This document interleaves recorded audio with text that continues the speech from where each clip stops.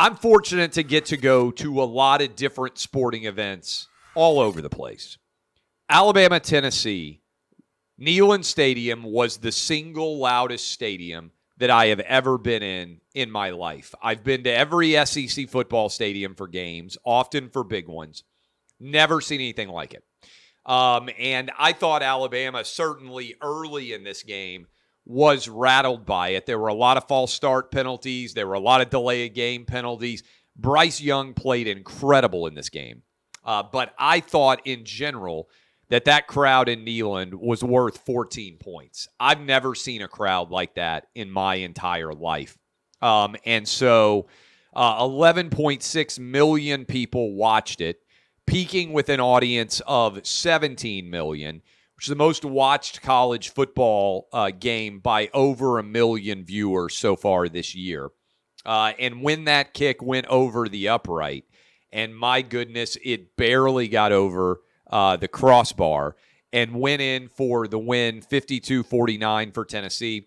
It's the most points Alabama's given up since 1907.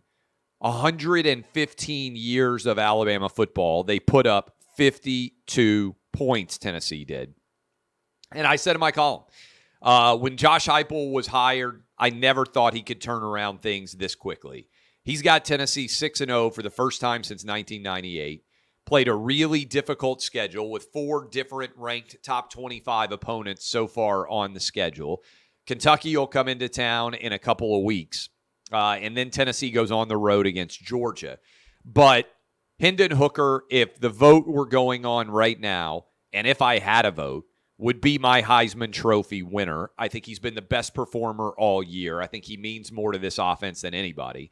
Jalen Hyatt went off for 5 touchdown catches, an iconic, legendary performance by him. And keep in mind, Tennessee's offense, which is virtually unstoppable so far, has only punted 3 times so far in this college football season in the SEC. Tennessee's offense is still without Cedric Tillman, who was a projected first-round draft pick and has been injured since the Akron game. So this Tennessee team on offense is for real. I'm not sure if they're good enough on the defensive side of the ball. They remind me a little bit of the Joe Burrow LSU team, but I think that LSU team, I think that LSU was better on the defensive side of the ball, particularly in the secondary, than Tennessee is. But Tennessee has got a top 10 run defense. Front 7 for Tennessee is pretty stout. They're not very good in the secondary. And certainly they've been picked apart. I thought Bryce Young was absolutely fantastic. But I've been to a lot of different sporting events. That is the best time I have ever had at a sporting event. That's the best game that I've ever seen in person at a sporting event. And I'm still not over it. I keep watching highlights. I still can't believe the game that we saw. I analogized it in some ways, if you saw me talking about this, to the 1990 Tennessee game, which I remember watching as a kid in Neyland Stadium. Tennessee gets a field goal block that would have won the game 9-6. Ball ricochets backwards. Alabama recovers, attempts their own field goal to win 9-6. Crushing game for me when I was 11 years old. I feel like this was the opposite of that. Kicker pushes the ball far right. Tennessee, incredible throws by Hendon Hooker coming back the opposite direction, puts Tennessee into a position for the winning field goal. I think the ball got tipped off the line, which kind of turned it torpedoing sideways around, and it managed to barely get across the crossbar.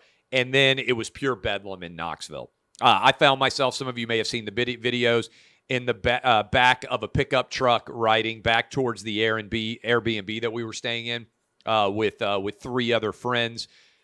There was just pure insanity everywhere in Knoxville. It's one of the most fun nights of my life, maybe the most fun night of my life as a sports fan. Just couldn't have any better of a time. What does it mean going forward? Look, the reality is Tennessee is still going to have to beat Georgia in Athens in 3 weeks, probably, to win the SEC East, because Georgia's unlikely to lose 2 games, in my opinion. And so the biggest statement associated with this is just that Tennessee is back, as a major prominent program. And a lot of people thought that would never happen. And certainly it finally has. Tennessee is now ranked number 3 overall, the highest ranking, going all the way back to 2001, I believe.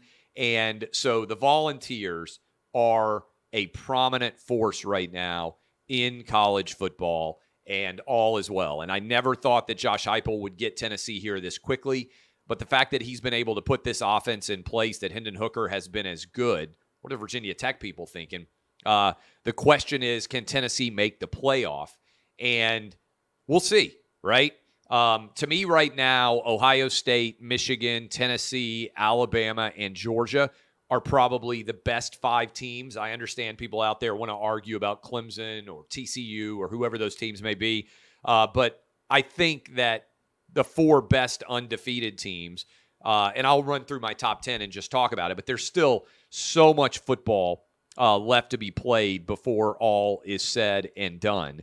But I thought Tennessee's offensive line handled Will Anderson really well and allowed Tennessee to run the football. Stat that probably stuns a lot of people is Alabama attempted 21 more passes than Tennessee did.